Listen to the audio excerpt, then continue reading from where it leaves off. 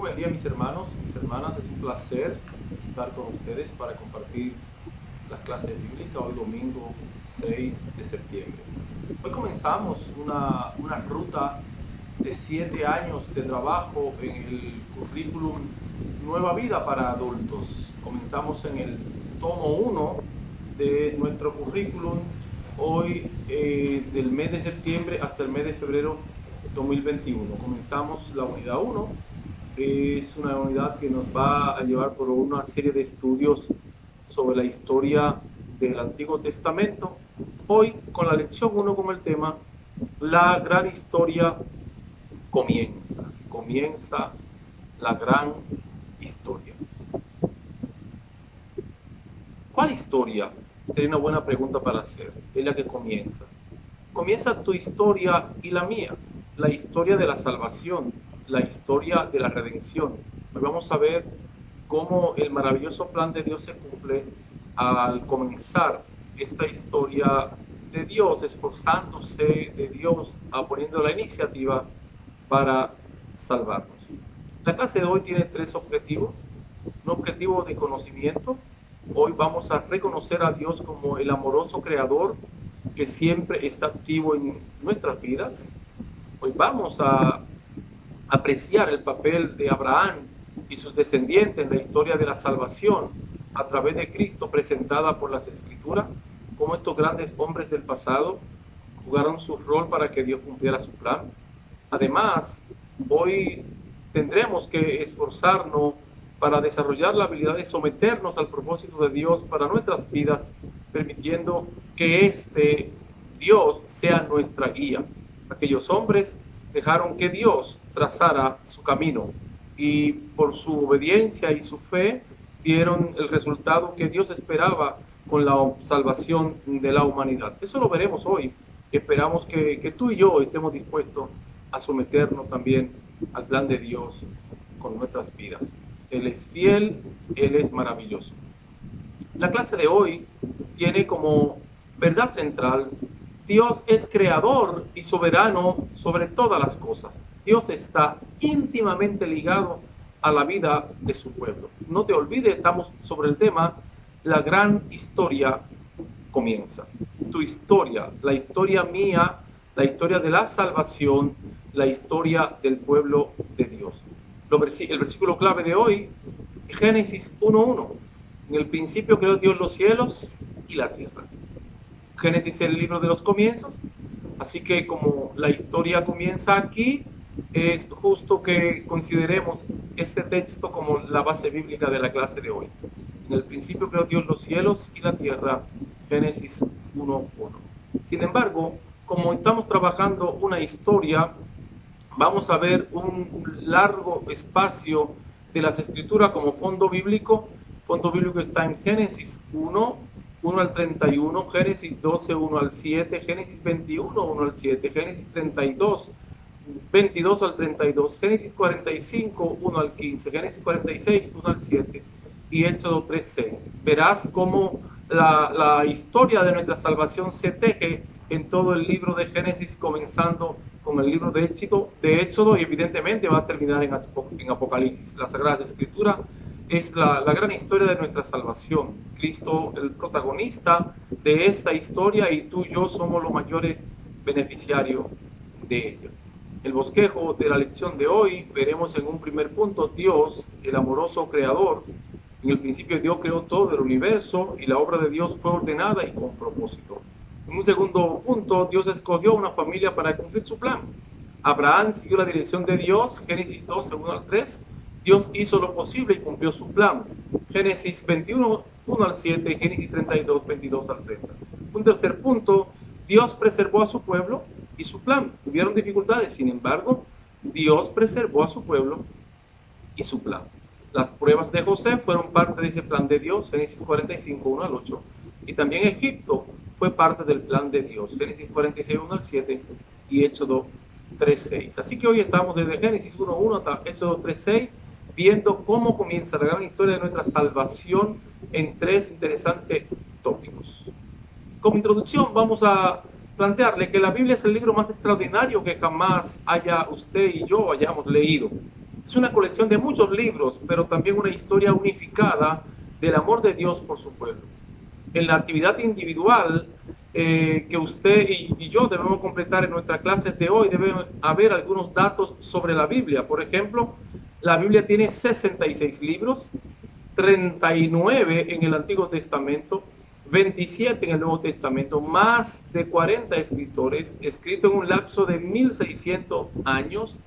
Es el libro más vendido de todos los tiempos, traducido a más de 2400 idiomas y necesita entre 70 y 75 horas para ser leído desde Génesis hasta Apocalipsis. Además, la palabra Génesis se define más fácilmente como inicio o comienzo. Génesis es el punto de partida de lo que sigue en el Antiguo y en el Nuevo Testamento. Verá, si estudia en profundidad Génesis, que todo comienza ahí y que se entreteje una gran historia, pero que sus inicios van a estar en Génesis. Además, en Génesis inician muchas de las grandes doctrinas de las Sagradas Escrituras. Génesis refleja el tema de la Escritura, nuestra redención del pecado, establece a Dios como nuestro creador y luego continúa con la historia de interacción de Dios con nosotros, los creados, sobre todo con la intención de rescatarnos de nuestra condición pecaminosa.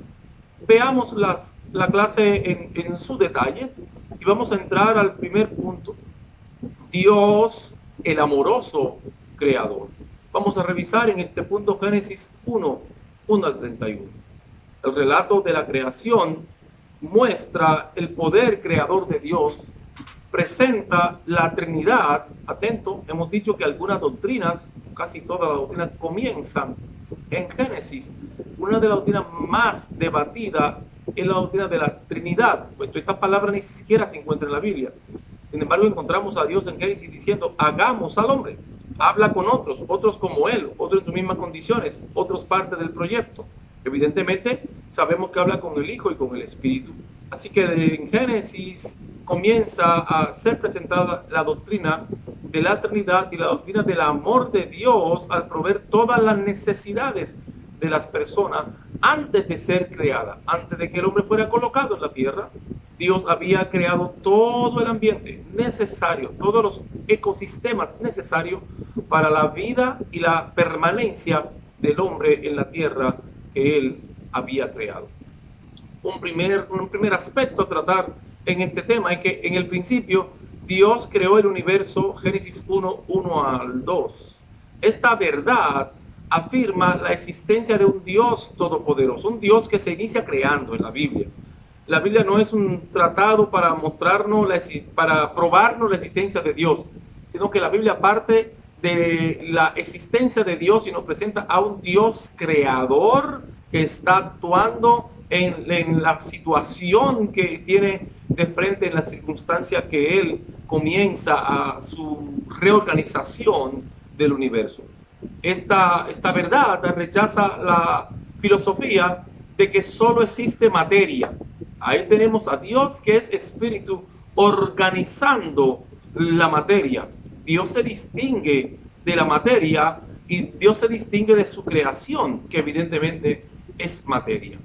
Dios establece en esta verdad bíblica de Génesis 1 y 2 como el creador de todo. Además, esta verdad de Génesis 1 y 2 afirma que el universo le pertenece a Dios y Él lo controla, Él lo creó, Él lo estableció, Él domina sus leyes y Él colocó al hombre para habitar en este universo que Él creó y le entregó dominio de este universo al hombre. Además, la obra de Dios fue ordenada y con propósito. Si continuamos viendo a Génesis 1, 3 al 31, nos vamos a dar cuenta que hay un desarrollo del proceso creativo que evidencia una planificación, evidencia un orden, evidencia una intencionalidad, pero además a un Dios que estás en un proceso de creación, pero que no está creando al azar, sino que estás evaluando y controlando su creación, validando lo hecho. Es normal que encontremos en Génesis 1 y vio Dios lo que había hecho y vio que era bueno. El estado de la tierra que Dios reorganiza en la creación, según el verso 2, estaba desordenada y vacía, oscura, inhabitable. Hay planteamientos que dicen que la caída estrepitosa de Lucifer a la tierra o hacia abajo, cuando fue expulsado del cielo, pudo haber producido todo este desastre y desorganización en aquella situación que Dios luego está reorganizando. La tierra estaba cubierta de agua. El Espíritu de Dios se movía sobre las aguas. Su presencia estaba ahí en torno a pesar de aquel desastre, a pesar de aquella situación calamitosa, su presencia estaba ahí. El orden y la creación de Dios entonces es un orden que refleja una secuencia y una intencionalidad hasta llegar a la creación del hombre, para ser el hombre su creación máxima, su creación más especial.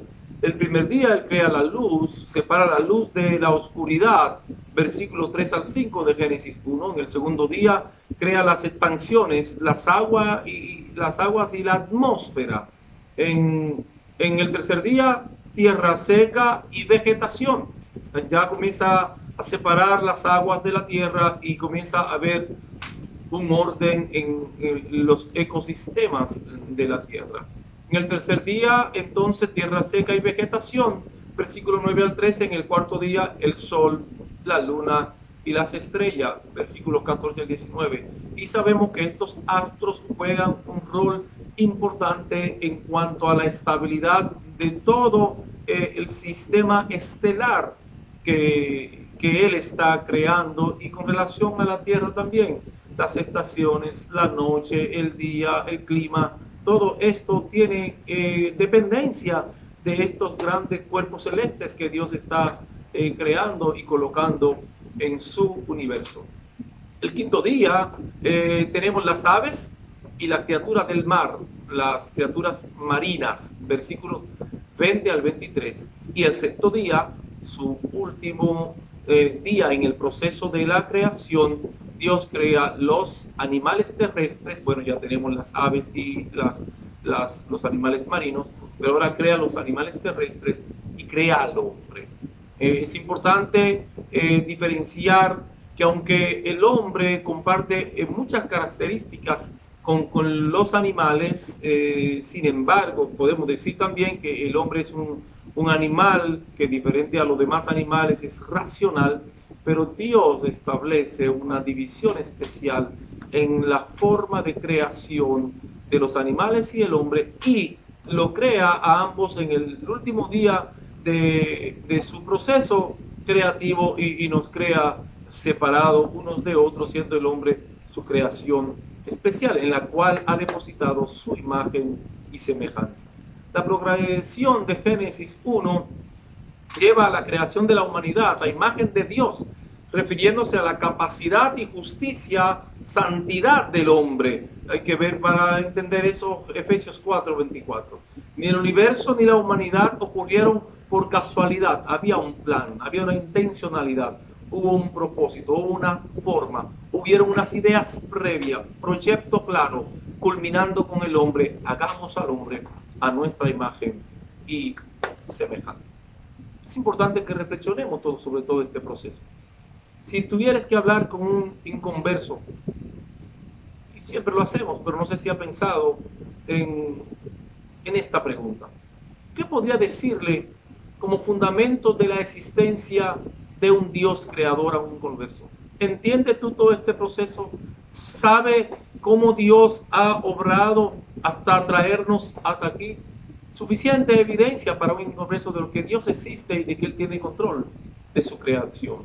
Eso lo dijo con mucha claridad el salmista David en el Salmo 8, versículos 3 al 6. Cuando contemplo los cielos, obra de tus dedos, la luna, las estrellas que allí fijaste, me pregunto, ¿qué es el hombre para que en él pienses? ¿Qué es el ser humano para que lo tomes en cuenta? pues lo hiciste poco menos que Dios, dice una versión, poco menos que los ángeles, y lo coronaste de gloria y de honra, lo entronizaste sobre la obra de tus manos, todo lo sometiste a su dominio.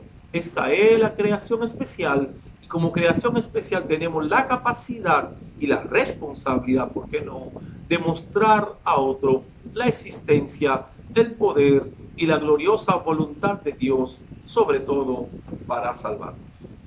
Ahora bien, este proyecto comienza presentándonos a un Dios creador, a un Dios que ha establecido todo este sistema y en él al hombre. Y al hombre le dio ordenanza. Sin embargo, vamos a ver en el recorrido que el hombre falló al propósito inicial de Dios. Entonces Dios escogió a una familia para cumplir su plan. Este es el segundo punto de esta clase. Dios escogió una familia para cumplir su plan. Vamos a ver esta historia, este trozo de la historia de nuestra salvación en Génesis 12, 1 al 3, Génesis 21, 1 al 7 y Génesis 32, 22 al 31. Génesis 12, 1 dice: pero Jehová había dicho a Abraham: vete de tu tierra y de tu parentela y de la casa de tu padre a la tierra que yo te mostraré. Y ahí comienza una segunda fase, podemos decir, de ese gran diseño del plan de Dios por la humanidad. Génesis 1:31 dice que cuando Dios terminó su creación, miró todo lo que había hecho y consideró que era muy bueno. Después, Adán y Eva eligieron pecar y hundieron a toda la humanidad en su pecado. Pero Dios ya tenía un plan por el cual la humanidad sería reunida. Escogió a Abraham para que fuera el padre de la nación de la cual nacería el Mesías, aquel que moriría por el pecado del mundo. Dios hizo un pacto con Abraham y él confió en la dirección de Dios, incluso cuando no entendía lo que Dios estaba haciendo. Abraham siguió la dirección de Dios. Esto nos lo muestra Génesis 1, 1 al 3. Dios llamó a Abraham a salir de su tierra natal para ir a un lugar desconocido que él, evidentemente Dios había escogido, Dios había planteado. Dice: el lugar que yo te mostraré es la meta, tú camina y yo te diré cuando te detenga. Abraham recibe promesa de ser padre de una gran nación. Tendrá descendiente como la arena del mar, como las estrellas del cielo. Será incontable tu descendencia. Abraham, en esta respuesta a Dios, en esta acción de fe y en esta obediencia a un plan divino, Abraham se convirtió en el instrumento de Dios para que Cristo viniera. Que Cristo es la consumación del plan salvífico, de esta historia que comienza de este modo, que va en camino, porque usted y yo somos parte de ella, ya somos salvos, pero que culminará en el reinado del Mesías. Los que siguen a Cristo son hijos de Abraham. Eso plantea Pablo en Romanos 9, 6 al 9, en Gálatas 3, 6 al 11. Reflexiona un momento. Dios le pidió a Abraham que diera un paso de fe. Debía dejar su tierra y sus antepasados atrás. También le dio una promesa. Sería padre de una gran nación a través de la cual mostraría su amor al mundo al entregar a su hijo como sacrificio por nuestro pecado. La fe de Abraham, mostrada en su obediencia, le hizo instrumento de Dios para la preparación del camino para el Mesías. Reflexiona esta pregunta. ¿Le ha pedido Dios alguna vez un paso de fe?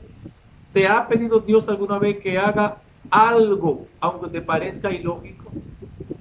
¿Cómo ha respondido a la pregunta de Dios? ¿Cómo le ha respondido a la invitación de Dios que haga algo que puede parecerte inclusive ilógico? ¿Cuál fue el resultado de tu obediencia, de tu acción? Es importante que pensemos en cómo estamos respondiendo al plan de Dios. Dios estableció pacto con el hombre y el hombre tenía que responder a estos pactos. La palabra pacto se refiere a una promesa de Dios que Dios establece con cierto individuo o con un grupo de personas. Esta promesa, fruto de un elemento clave, su plan, el plan de Dios para con el hombre, y se cumplieron en el momento propicio, conforme lea algunos pasajes bíblicos, te vas a dar cuenta sobre los pactos de la Biblia. Veamos algunos. Pacto de Dios con Noé, Génesis 9, 1 al 17. Este pacto dice: nunca más serán exterminados los seres humanos por un diluvio. Nunca más habrá un diluvio que destruya la tierra. Este pacto incluía una señal de la fidelidad de Dios para guardar al hombre. El arco iris que a veces vemos por ahí en el cielo es una señal de que Dios se comprometió con Noé y con toda la humanidad que jamás la exterminaría con un diluvio. Dios hizo pacto con Abraham, Génesis 15, 8 al 18, Génesis 17, 1 al 14. Dios promete su bendición sobre Abraham para hacer su nombre grande y hacer grande su descendencia. Prometió también bendición a quienes bendijeran a Abraham y maldición a quienes maldijeran a Abraham. Además, Dios prometió bendecir al mundo entero a través de la simiente de Abraham. La circuncisión era la señal de que Abraham creía en este pacto. El cumplimiento de este pacto se ve en la historia de los descendientes de Abraham, y veremos más adelante en esta clase algunos episodios, y en la creación de la nación de Israel. La bendición universal sobre el hombre vino a través de Jesucristo, quien pertenece a la línea, a los descendientes de Abraham. Dios también hizo pacto con Israel como pueblo. Hechos 19, 5 y 6. Ustedes ya vieron lo que hice con Egipto, le dijo, y aquí ustedes los levantaré como águilas sobre ellos, y los atraeré hasta mí. Ahora, si en verdad ustedes me obedecen y cumplen mi pacto, se convertirán en mi propiedad preferida entre todos los pueblos, porque todo el mundo me pertenece. Ustedes serán un reino de sacerdotes, una nación santa. Eso es lo que le dijo el Señor a Israel en este pacto. También Dios hizo pacto con David. Este es un pacto incondicional que se encuentra en 2 de Samuel 7, 8 y 16. Prometía bendecir la línea familiar de David y aseguraba un reino eterno que se va a cumplir en Cristo Jesús. Jesús es la línea familiar de David. Lucas 1, 32 al 33. Y como hijo de David, el cumplimiento de este pacto con David está en Cristo. Y finalmente, este nuevo pacto en el que usted y yo estamos en Cristo, que es también una fase del cumplimiento del pacto de Dios con David. Este nuevo pacto está anunciado en Jeremías 31, 31 al 34, Hechos 8, 6 al 12. Este pacto se encuentra a la base de la promesa de Dios: perdonaría el pecado y tendría una relación cercana e ininterrumpida con su pueblo. La promesa se hizo primero a Israel y luego se extendió a todos los que vienen a Jesús en fe. Eso dice Mateo 26, 28 y Hebreos 9, 15. Tú y yo somos parte del pacto redentor que Dios estableció con Abraham, que Dios estableció con Israel, que Dios estableció con David y que se anunció en el nuevo pacto, que se ha cumplido parcialmente hasta ahora en Cristo y que falta la culminación del reino eterno. La vida del cristiano debe reflejar la realidad de que él o ella camina con Dios en una relación de pacto, de lo que él ha pedido y de lo que yo y usted nos comprometemos a dar, a hacer en eso que él ha pedido. ¿Cuáles son algunas de las maneras prácticas y específicas en que mi vida, tu vida, refleja la salvación que ha encontrado al confiar en Cristo Jesús a través del nuevo pacto? Este nuevo pacto tiene unas consecuencias transformacionales en la vida del que ha creído en Cristo. Una regeneración, una vida de santidad. Hay maneras prácticas, hay maneras específicas en que tu vida y la mía refleja que somos parte del nuevo pacto de redención, de salvación en Cristo Jesús. Es importante que analicemos y que revisemos nuestra realidad. No olvide que esta es la historia. Comenzó allá en la creación. Dios hizo lo imposible para cumplir su plan. Génesis 21, 1 al 7 y Génesis 32, 22 al 31. La palabra de Dios nos recuerda que Él puede hacer cualquier cosa. Su plan era traer al Mesías a través de la nación de Israel. E hizo lo imposible para cumplir su plan. Dios le dio milagrosamente a Abraham un hijo llamado Isaac. Significa su nombre risa porque Sara se reyó 90 años, estéril toda su vida, ya había perdido la costumbre de las mujeres. ¿Cómo tendría un hijo? Bueno, Dios cumple su plan. A pesar de que Jacob, nieto de Abraham, engañó a su hermano Esaú, antes le había quitado la primogenitura, Génesis 26:34 a Génesis 28:9. Más tarde Dios convirtió a Jacob en un hombre de fe perseverante. Y Jacob hizo pacto con Dios. Génesis 28 estoy citando. Siendo él perseguido por Esaú, el Señor llevó a Jacob a un caminar. Él descansó poniendo su cabeza en una piedra como almohada y vio una visión. Ángeles subían y bajaban del cielo, y entendiendo que Dios estaba con él en ese lugar, hizo pacto: si me llevare con bien y tú me bendijere, te seré fiel, diezmaré de todas las bendiciones que tú me dé. Es importante saber que Dios hace pacto con nosotros, pero nosotros podemos pactar con Dios. Sin embargo, es bueno que no prometas nada a Dios si no va a cumplir. Jacob se aferró a Dios por una bendición. Sufrió una dolorosa lesión en su muslo y su nombre fue cambiado por Israel. Peleó con Dios. En una mañana el ángel de Dios se le apareció y tuvieron una trifulca, y en esa lucha la cabeza del muslo de Jacob fue movida y el ángel le dio bendición a Jacob. Cambió su nombre, que significa uno que luchó con Dios. Por ahí comienza entonces la expansión del pueblo de Dios como cumplimiento de la promesa de Dios a Abraham, que con él formaría un gran pueblo y a través del cual traería un reino eterno y redención en Cristo Jesús. Reflexiona. Abraham, Isaac, Jacob nos recuerdan que Dios diseñó un plan especial para redimir a la humanidad. Luego preservó este plan en circunstancias imposibles y a través de individuos imperfectos. Es bueno preguntarnos, ¿de qué manera las fallas y fracasos de estos personajes me enseñan y me animan a seguir una relación productiva con Dios, a vivir mi vida cristiana a pesar de algunas flaquezas y dificultades? La palabra de Dios tiene muchas promesas. ¿Cómo se ha aferrado usted a algunas de estas promesas, aunque le parezcan imposibles?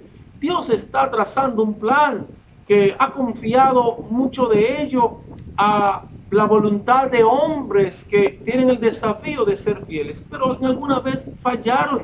Sin embargo, Dios insiste en el cumplimiento de su plan. Hay que confiar en las promesas de Dios. Él ha pactado un plan con la humanidad. Parece imposible.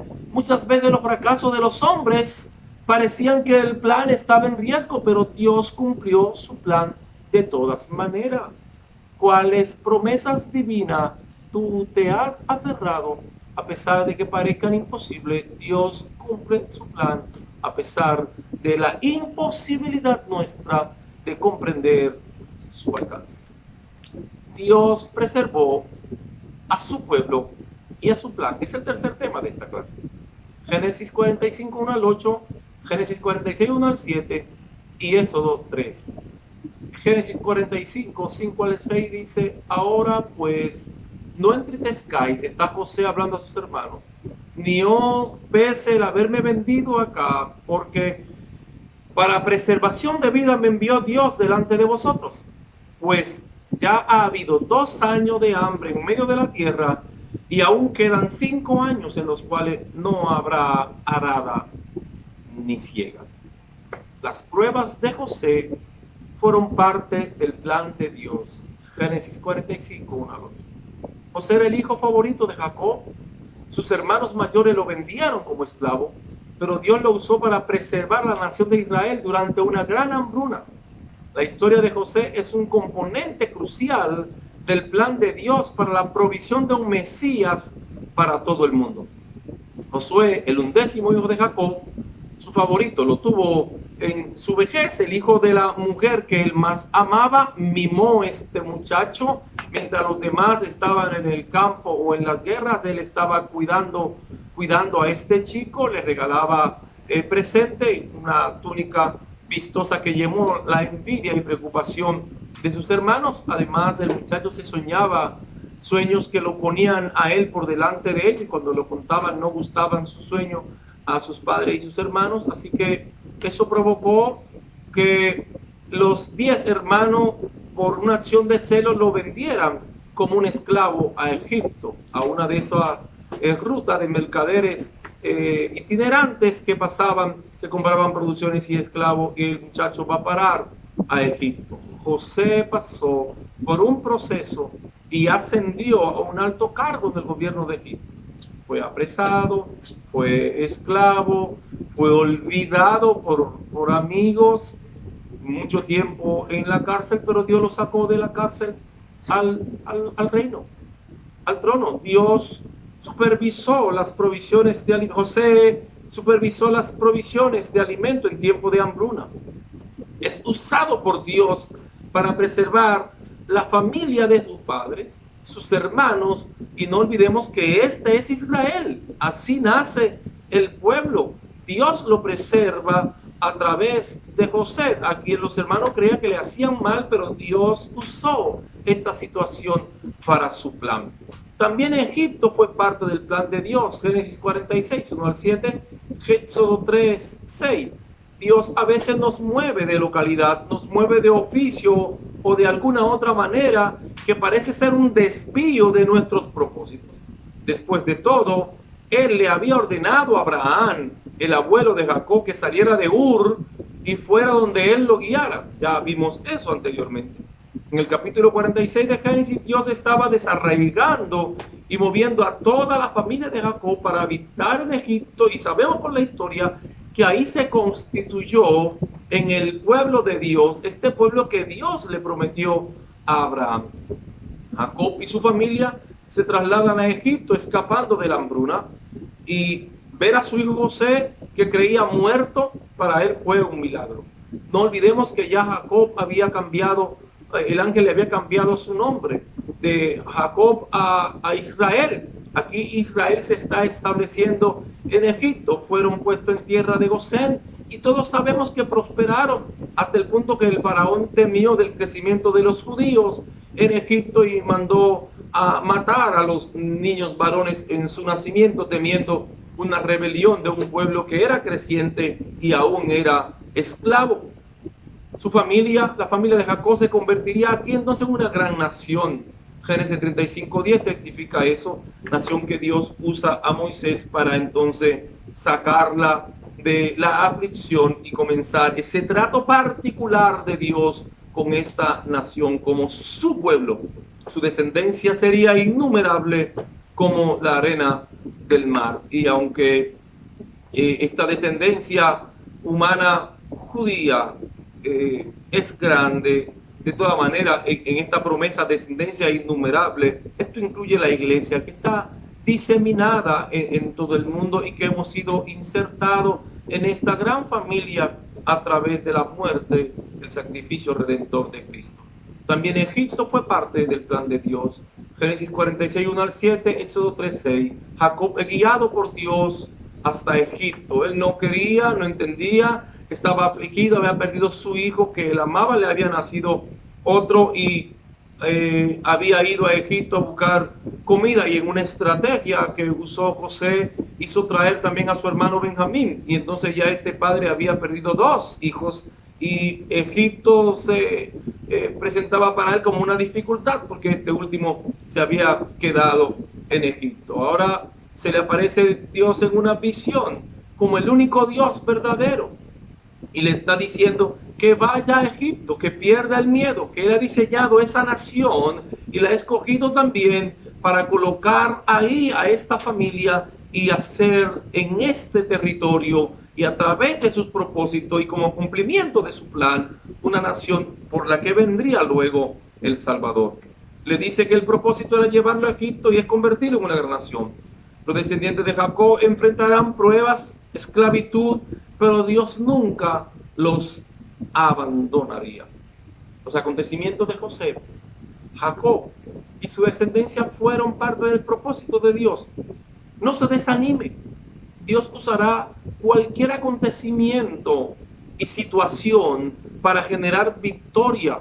No importa que a veces en algunas ocurrencias hayan algunas desgracias. Ya hemos visto que algunas desgracias a estos hombres de fe, hombres guiados por Dios, de toda manera se convirtieron con victoria porque estaban bajo el propósito y los pactos divinos. Favor o gracia, entonces. Las personas a menudo clasifican las situaciones como circunstancias favorables o desfavorables, buena suerte o mala suerte. Sin embargo, las situaciones o circunstancias en la vida de un cristiano pueden ser vistas como regalos de Dios. Aún en medio de las desgracias, Dios puede usar las circunstancias para guiarnos a cumplir su voluntad, que es la verdadera victoria. Ver que la voluntad de Dios se expresa a plenitud de nuestras vidas.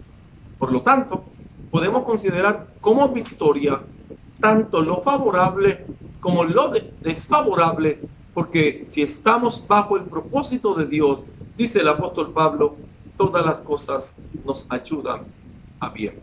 Hay eventos, situaciones de la vida de José que podemos juzgar como victoria. Dado por muerto por sus hermanos, anunciado por muerto a su papá, pero vendido, la venta fue una victoria.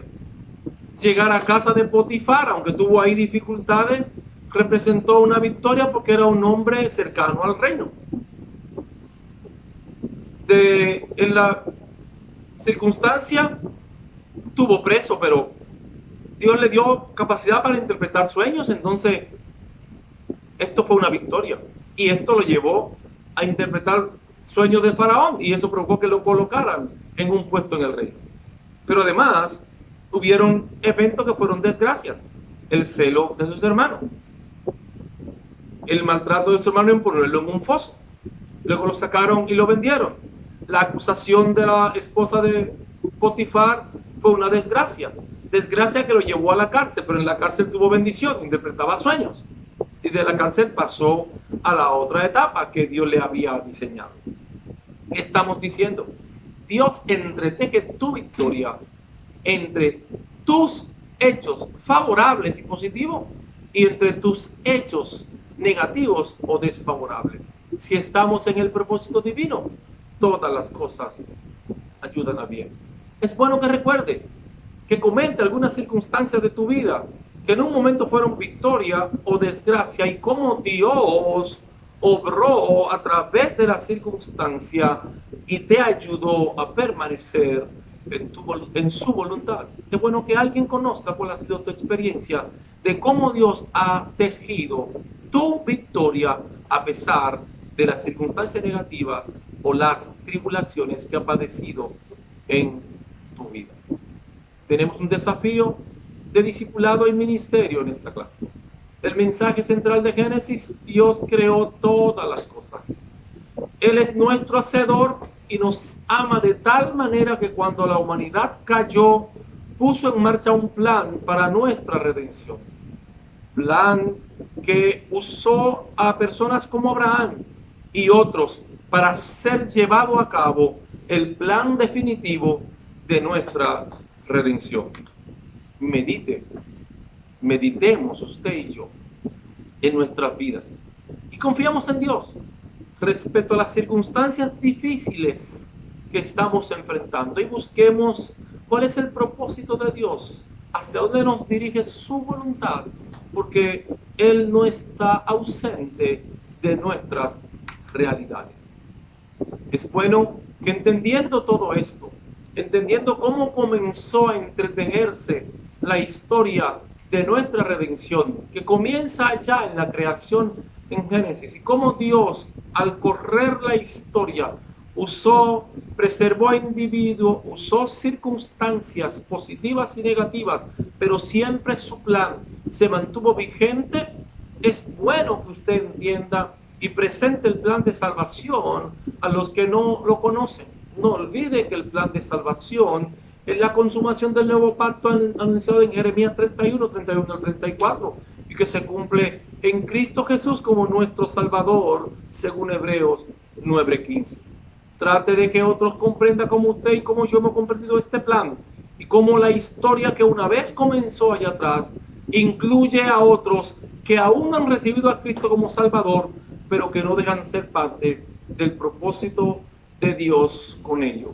No olvide, en Génesis 1:1, tu historia y la mía, la historia de nuestra salvación, se inicia, y esta historia que vivimos hoy debe continuar hasta la consumación de su venida y hasta el establecimiento en la eternidad.